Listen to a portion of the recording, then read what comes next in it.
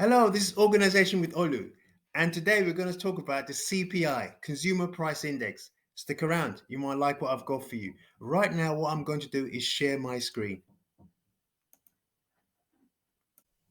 Okay, guys, so what we're going to do, we're just going to go over what the CPI is. Okay, it's a price index that shows the price of a weighted average market basket of consumer goods and services purchased by households. Okay, remember what an index is. An index is simply, we use an index to help comparison purposes, because rather than dealing with very large numbers, it simplifies things. So it helps to compare prices from year to year. Okay, that's why we use an index. It simplifies things, and we'll talk about the weighted in the next slide, so you can understand what it means by weighted basket of goods and services. Okay, so what does weighted mean? Weighted simply means, let's talk about this particular scenario very quickly. Let's consider the example of Prisha. She works as a sales executive. After tax, she earns £2,000 monthly. She spends £1,000 on goods and services. Out of £1,000, she spends £80 on dog food. However, she spends 400 on petrol. So she spends a greater proportion of her money on petrol. Okay, so what's the significance of that? If there's a general rise in price, Prisha will feel the impact a lot more on her petrol costs rather than her food costs. Okay, for example, if it goes up by 5%, 5% of 400 is going to be a lot more than 5% of £80. Okay, she's going to feel it a lot more. So therefore, it's going to have a much higher weighting. Okay, so when we're looking at inflation, we need to look at how much, what proportion of expenditure goes on that particular item. Okay, as we go along, hopefully you will understand it if you're a bit unsure. So we need to track the price levels of goods and services, obviously to determine whether or not there's a rise in price. But hopefully now you would have spotted a particular problem. If you're going to track all the goods and services, hopefully you realize that it's going to be kind of difficult to do that. Okay, so we monitor selected items. It's impossible to track every single good or service. It would just be too much. So we monitor selected items. Okay, and how we do that is that normally you get a family expenditure form sent out by the Office of National Statistics. Okay, so people like Prisha record how much they spend roughly. Okay, if you read different books and different, you get different figures. So don't get too bogged down with that. The point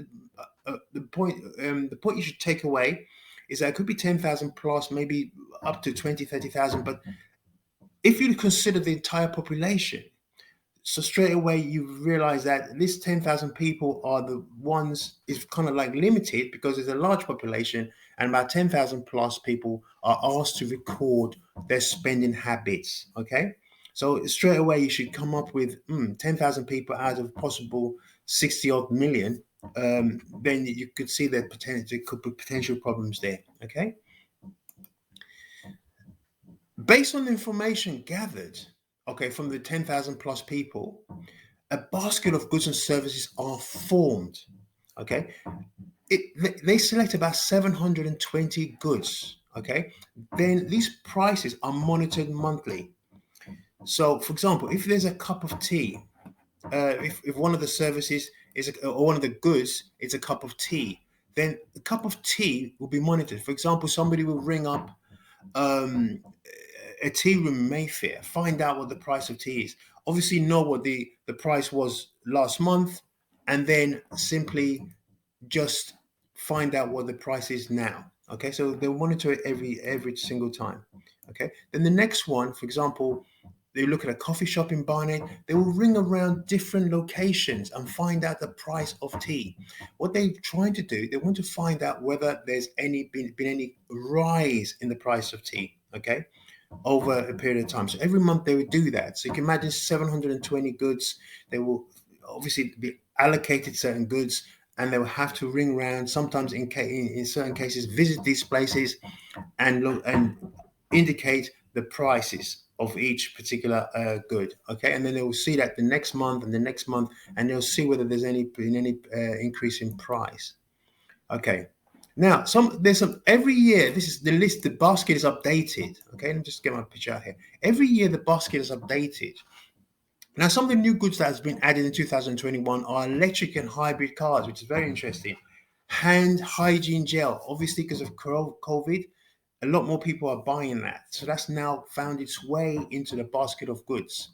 Some goods that have been removed are envelopes. Nobody wants to write anymore. Everybody's emailing or using WhatsApp or Twitter or whatever in terms of trying to correspond with people. Nobody uses envelopes anymore, which is a bit of a shame, but they've been taken out.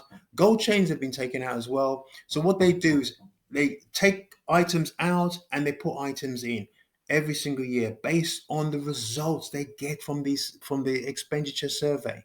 Okay, so that's how they get their basket of goods updated every single year.